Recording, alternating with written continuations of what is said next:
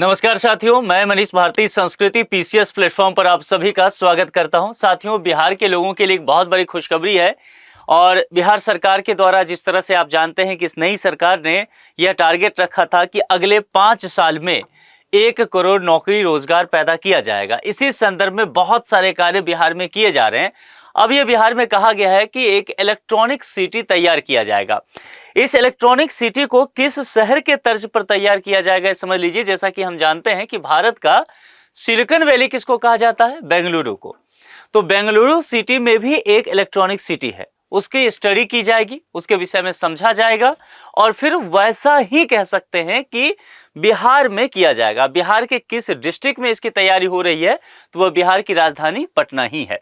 सबसे अहम बात क्या है कि इस काम को करने के बाद इससे उम्मीद लगाया जा रहा है कि इससे 1 लाख लोगों को रोजगार मिल सकता है। तो जाहिर सी बात है, ये अपने आप में एक बहुत बेहतर कदम बिहार के लिए साबित हो सकता है। देखिए, पटना के पास बेंगलुरु जैसी इलेक्ट्रॉनिक सिटी बनाने की बात की जा रही है और 1 लाख लोगों को रोजगार देने की बात की जा रही है। जरा डिटेल से इन सब चीजों को समझते हैं। बिहार में आईटी और इलेक्ट्रॉनिक्स उद्योग को बढ़ावा देने के लिए राज्य सरकार ने एक बहुत बड़ा कदम उठाया है। सरकार पटना के आसपास बेंगलुरु की तर्ज पर इलेक्ट्रॉनिक सिटी विकसित करने की योजना बनाई है। क्लियर? इस योजना के जरिए देश की बड़ी टेक कंपनियों को बिहार में निवेश करने के लिए आकर्षित करने की कोशिश है। अनुमान है कि सिटी के बनने से करीब 1 लाख लोगों को रोजगार मिलेगा। अब 2-3 बातें ध्यान से समझ लीजिए। बिहार के विषय में कहा जाता है कि बिहार एक लैंडलॉक स्टेट है, जैसा कि बिहार के मुख्यमंत्री नीतीश कुमार कई बार कहते हुए नजर आए हैं।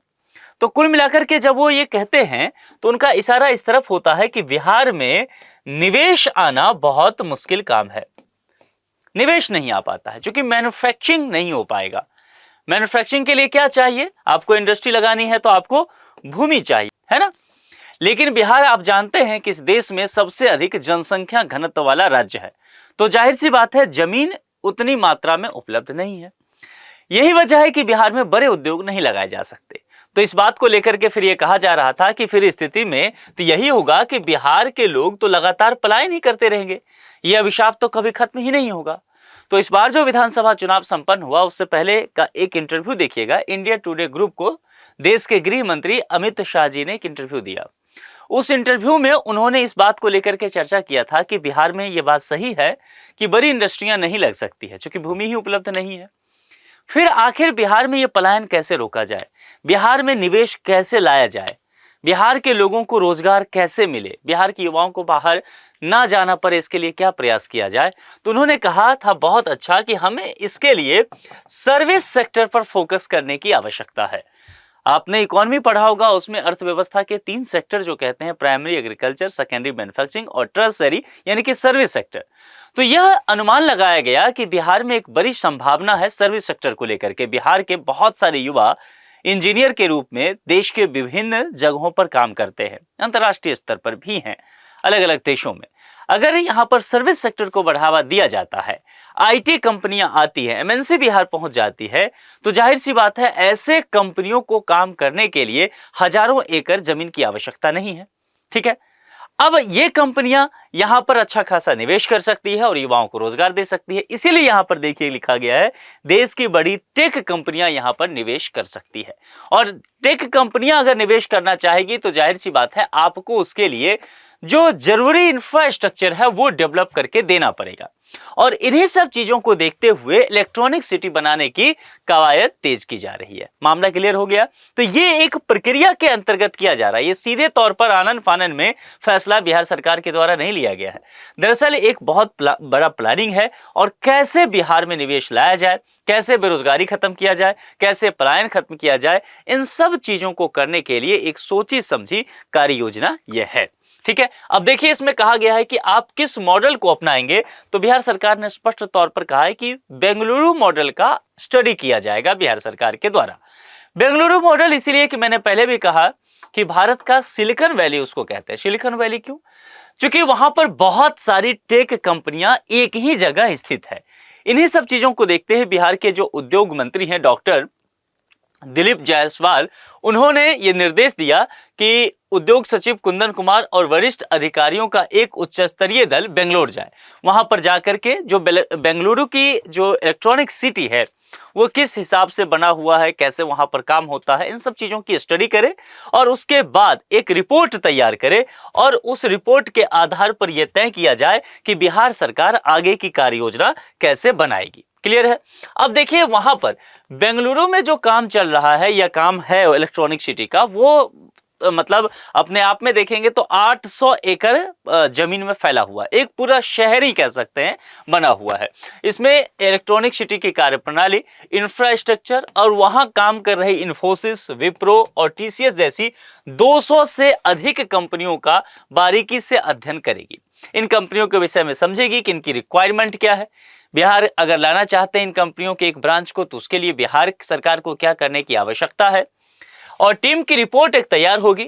इस रिपोर्ट के आधार पर बिहार सरकार अपनी कार्य योजना को अंतिम रूप देगी और फिर यह तय किया जाएगा कि बिहार में एक विश्व स्तरीय आईटी हब यदि बनाया जाए तो वह कैसा होना चाहिए, उसका मॉडल किस तरह का होगा, यह जो है आगे चल के बढ़ाया जाएगा इस काम को। अब देखिए, अब महत्वपूर्ण यह है कि फिर बिहार के किस जगह पर इस इलेक्ट्रॉनिक सिटी को बनाया जाए।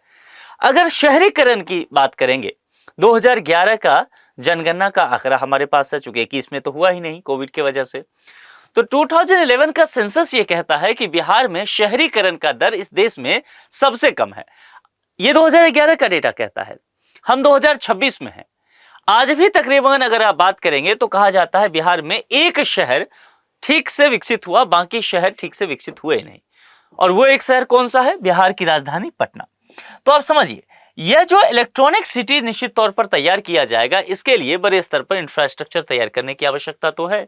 एक ऐसा जगह चाहिए जहां पर इलेक्ट्रिसिटी हो, जहां पर ट्रांसपोर्टेशन हो, होटल्स हो, है ना, ताकि इंजीनियर्स वगैरह या जो निवेशक होंगे वो आकर के रह सकते हैं। तो कुल मिलाकर के इसके लिए उपयुक्त जगह कौन सा होगा? पटना। तो यहां पर यह कहा गया है कि पटना के पास ही शहर को विकसित किया जाएगा। अब बेंगलुरु का जो इलेक्ट्रॉनिक सिटी है कितने एकड़ में है? 800 एकड़ में। तो जाहिर सी बात है आप उसी मॉडल की स्टडी कर रहे हैं। आप देख रहे हैं कि 200 से अधिक टेक कंपनियां बेंगलुरु में है, तो बिहार में भी इतनी सारी टेक कंपनियां आ जाए। मान लेते हैं 100 कंपनी ही बिहार में आए, 50% ही आए, चलिए, तभी आपको मान के चलते हैं कि 400-500 एकड़ जमीन तो चाहिए होगा। अब 400-500 एकड़ जमीन अगर आप सिर्फ पटना शहर में करना चाहते हैं तो ये नेक्स्ट टू इम्पॉसिबल है, संभव ही नहीं है मिले जमीन वहां पर, क्योंकि पटना उन जिलों में से है जो सबसे अधिक जनसंख्या घनत्व बिहार में रखता है, राजधानी है, पूरे राज्य के लोग वहां पर आते हैं। तो फिर क्या किया जा सकता है? दोनों ही चीजें चाहिए। एक तरफ चाहिए कि भाई हमें इंफ्रास्ट्रक्चर चाहिए, और इंफ्रास्ट्रक्चर पटना का ही बेहतर है, तो पटना से बाहर नहीं जा सकते, और पटना में हमें जमीन चाहिए, है ना, तो जाहिर सी बात है पटना में जमीन मिलेगा नहीं। तो दोनों ही क्वालिटी जो है, ये बातें दोनों चीजें फुलफिल होनी चाहिए। अब यहां पर जो है इसके लिए अच्छा यह है कि पटना के आसपास आप लैंड देख लीजिए, और चूंकि पटना के आसपास रहेगा तो जाहिर सी बात है या तो वहां इंफ्रास्ट्रक्चर बेहतर होगा या वहां पर इंफ्रास्ट्रक्चर बेहतर करना आसान हो सकता है। ठीक है, तो कुल मिलाकर के इसी सब बातों को देखते हुए राज्य सरकार की योजना है कि इलेक्ट्रॉनिक सिटी जो होगा उसको पटना के आसपास विकसित किया जाए। इससे राजधानी के आसपास उद्योगों का नया क्लस्टर भी तैयार होगा, और राज्य सरकार पहले से ही पटना के पास फिनटेक सिटी, लॉजिस्टिक पार्क और एजुकेशन सिटी विकसित करने की योजना पर पहले से काम कर रही है, जिसको लेकर के बजट में भी चर्चा किया गया। अब इलेक्ट्रॉनिक सिटी को भी इसी विकास की श्रृंखला का हिस्सा बनाया जाएगा। तो क्लियर हो गया कि क्यों पटना में आ रही है, क्योंकि पहले से ही एक इंफ्रास्ट्रक्चर पटना में इस तरह के चीजों के लिए तैयार है। ठीक है, इलेक्ट्रॉनिक सिटी से बनेंगे हाईटेक प्रोडक्ट।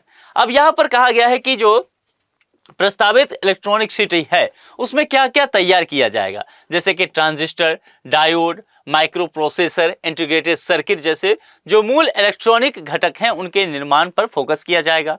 तो अब देखिए, बहुत सारे इलेक्ट्रिकल और इलेक्ट्रॉनिक्स इंजीनियर जो हैं, CSIT के इंजीनियर्स हैं, मैन्युफैक्चरिंग के इंजीनियर्स हैं, जो बिहार के हैं, दूसरे राज्य में काम कर रहे हैं, उनके लिए एक सुनहरा मौका यहाँ पर हो सकता है। इसके अलावा computer, mobile phone, television, smart TV, laptop, digital camera और अन्य जो उपभोक्ता के लिए जरूरी इलेक्ट्रॉनिक्स आइटम्स हैं, डिवाइसेस हैं, इक्विपमेंट्स हैं, उसको भी यहाँ पर निर्माण हो सकता है। ठीक है, बेंगलुरु की इलेक्ट्रॉनिक सिटी देश का प्रमुख आईटी और इलेक्ट्रॉनिक्स औद्योगिक केंद्र मानी जाती है। बिहार सरकार इसी मॉडल से प्रेरणा लेकर के राज्य में भी एक बड़ा टेक और इलेक्ट्रॉनिक हब विकसित करना चाहती है, जो आने वाले समय में लाखों लोगों को रोजगार दे सके और बिहार में उद्योग का एक नया केंद्र भी बन सके। तो कुल मिलाकर के ये देखना होगा कि बिहार की जो टीम वहां पर जाएगी, जो स्टडी किया जा रहा है, उसके बाद रिपोर्ट कैसा आता है, क्योंकि बिहार सरकार को पहले एक रिपोर्ट दिया जाएगा उद्योग मंत्रालय को, और फिर वह मंत्रालय इस बात पर विचार करेगी